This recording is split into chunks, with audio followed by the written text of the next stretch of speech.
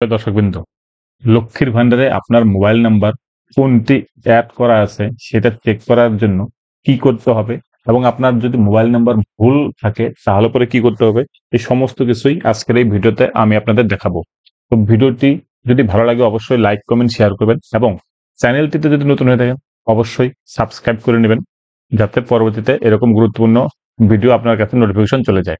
তো চলুন দেখিনি কি করে আপনি চেক করবেন যে আপনার কোন মোবাইল নাম্বারটি লক্ষ্মী ভান্ডারে অ্যাড করা আছে। তো এর জন্য আপনাকে যেটা করতে হবে, যে কোনো একটা ব্রাউজারে যাবেন, গিয়ে লিখবেন লক্ষ্মীর ভান্ডার, অথবা আপনি লিখতে পারেন social security.wb.gov.in। এটা লেখার পরে এই যে প্রথমের যে অপশনটি সেখানে ক্লিক করবেন। ক্লিক করার সাথে সাথে এরকম একটা পেজ ওপেন হবে। তারপরে দেখবেন উপরের দিকে ট্র্যাক অ্যাপ্লিক্যান্ট স্ট্যাটাস বলে একটা অপশন আসবে, সেখানে ক্লিক করবেন। এখানে ক্লিক করার পরে দেখুন সার্চ ইউজিং বলে একটা অপশন আছে। এই সার্চ ইউজিং এ 4টা অপশন পাবেন। তো আপনি প্রথমে আধার কার্ড দিয়ে আপনার স্ট্যাটাস চেক করে নেবেন। প্রথমে এখানে আধার নাম্বার দিবেন, তারপরে এখানে ক্যাপচা বসিয়ে সার্চ করবেন। এটা বসানোর পরে তারপর আপনার এখানে স্ট্যাটাস দেখিয়ে দিবে। তারপরে কি করবেন, আপনি মোবাইল নাম্বার দিয়ে সার্চ করবেন। ঠিক আছে, তো আমি এখানে একটা মোবাইল নাম্বার বসিয়ে দিচ্ছি। আমি একটা মোবাইল নাম্বার বসালাম। এবার এখানে ক্যাপচাটা বসিয়ে দিয়ে আমি এন্টার করব। তখন আমার সামনে এরকম একটা পেজ ওপেন হয়ে গেল, যেখানে দেখাচ্ছে যে temporary save, final submit, verify, তারপরে অ্যাপ্রুভ, সমস্ত কিছু দেখাচ্ছে। তার মানে আমার যে মোবাইল নাম্বারটা সেটা কিন্তু অ্যাড করা আছে, সেজন্য কিন্তু এরকম স্ট্যাটাস শো করবে। যদি আপনার মোবাইল নাম্বারটা দেওয়ার পরে এরকম স্ট্যাটাস শো না করে, তাহলে পরে বুঝতে হবে আপনার মোবাইল নাম্বারটি কিন্তু অ্যাড করা নেই।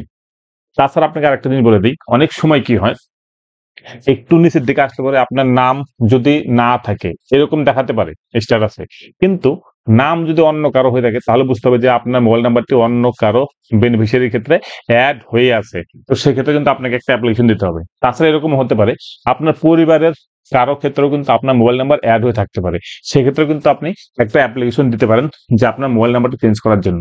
তো আপনি এইভাবে মোবাইল নাম্বার দিয়ে কিন্তু বুঝতে পারবেন যে আপনার মোবাইল নাম্বারটি লক্ষ্মী ভান্ডারে অ্যাড করা আছে কি না। এবার যদি আপনি চেঞ্জ করতে চান তাহলে পরে কি করতে হবে, আপনাকে একটা অ্যাপ্লিকেশন লিখতে হবে। আপনি এরকম একটা অ্যাপ্লিকেশন লিখতে পারেন যেখানে আপনি শুধু ব্লক ডেভেলপমেন্ট অফিসার লিখবেন, তার ব্লকের নাম, ডিস্ট্রিক্টের নাম, ডেট দিবেন, তারপর request for mobile number correction in Lakshmi Bhandar scheme এরকম লিখতে পারেন। তারপরে আপনি একদম হুবহু এরকম লিখতে পারেন, আপনার নাম দিবেন, বাবার নাম দিবেন বা স্বামীর নাম দিবেন। তারপর আপনার লক্ষ্মী ভান্ডারের যে আইডিটি আছে সেটা এখানে বসিয়ে দিবেন। ঠিক আছে, তারপর বলবেন যে আপনার মোবাইল নাম্বারটি রং এন্ট্রি করা আছে বা মোবাইল নাম্বার এন্ট্রি করা নেই, সেটা এখানে ডিটেলস লিখে দিয়ে, ঠিক আছে, তারপর আপনার কারেক্ট মোবাইল নাম্বার এখানে লিখে দিবেন। লিখে তারপরে I will be highly grateful if you kindly look into the matter and make the necessary correction at the earliest, এগুলো লিখে আপনি এখানে সই করে দেবেন এবং নাম অ্যাড্রেস এখানে দিয়ে দিবেন। তো তাহলে পরে এই বিডিও অফিস থেকে যারা ডাটা এন্ট্রি অপারেটর আছে তারা কিন্তু আপনার মোবাইল নাম্বার অ্যাড বা কারেকশন যেটাই বলুন না কেন সেটা করে দিতে পারবে। কারণ এই মোবাইল নাম্বার যদি সঠিকভাবে অ্যাড করা না থাকে তাহলে পরে কিন্তু আপনি কোনো রকম আপডেট পাবেন না লক্ষ্মীর ভান্ডার সংক্রান্ত।